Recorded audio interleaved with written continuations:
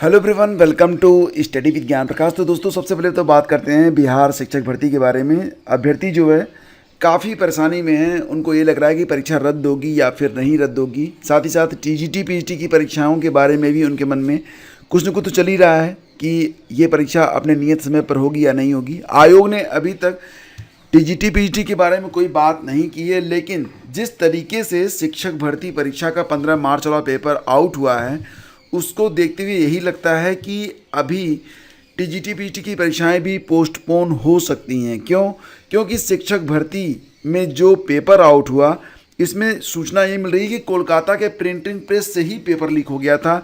तो जो यहाँ पर नकल माफिया हैं, उनकी जो पकड़ है वो कितनी तगड़ी हो चुकी है, ये बात यहाँ पर समझने योग्य है।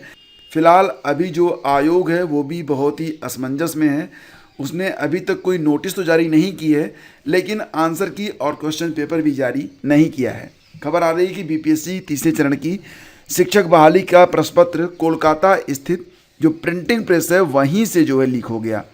मामले में गिरफ्तार विशाल कुमार चौरसिया ने प्रिंटिंग प्रेस के कुछ कर्मियों की मदद से अपने अन्य साथियों अजय पासवान, सुचिंद्र पासवान, विनोद कुमार कुशवाहा और पवन राजपूत के साथ मिलकर पेपर इसे आउट किया था।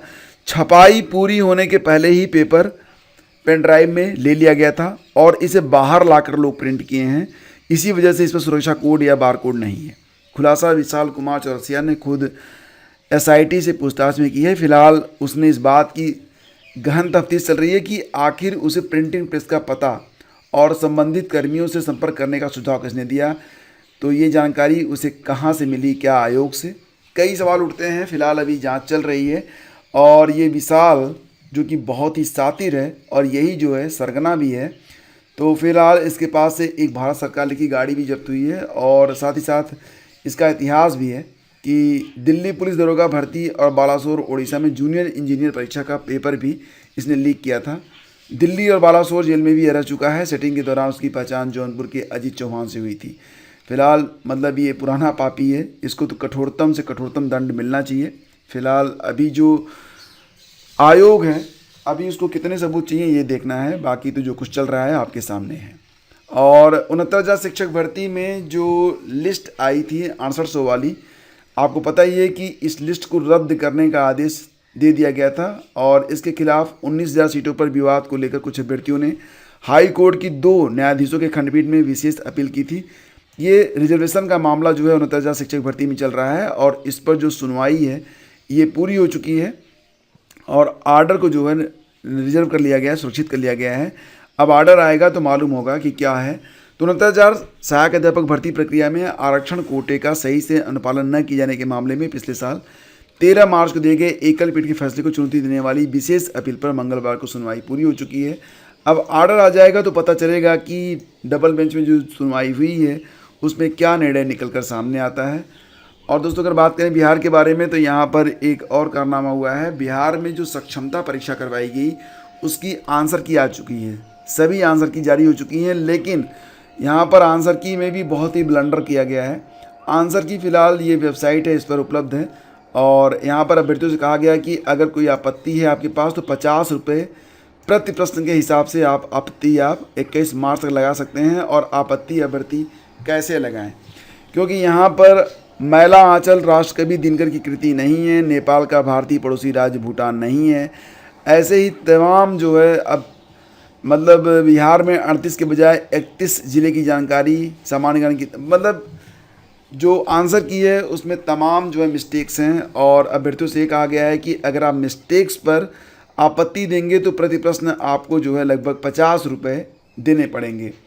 तो बोर्ड ने 6 मार्च तक आयोजित सभी परीक्षाओं का मॉडल उत्तर जारी किया है।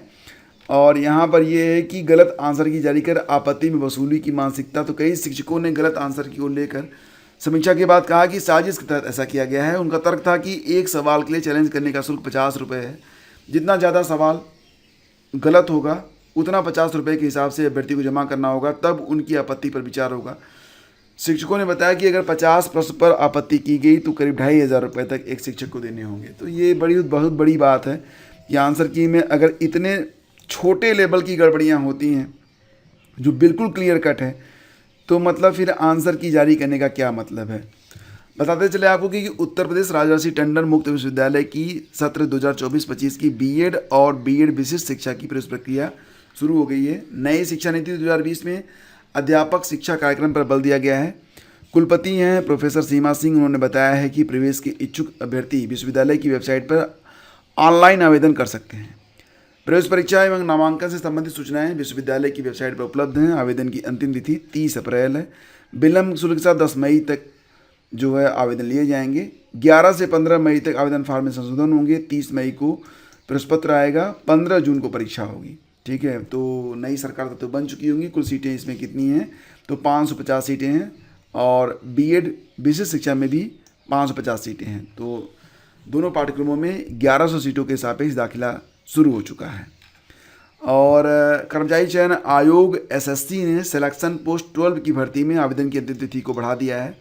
अभ्यर्थी अब 26 मार्च तक आवेदन और 27 मार्च तक ऑनलाइन फीस जमा कर सकते हैं। 30 मार्च से 1 अप्रैल तक त्रुटि को संशोधित कर सकते हैं।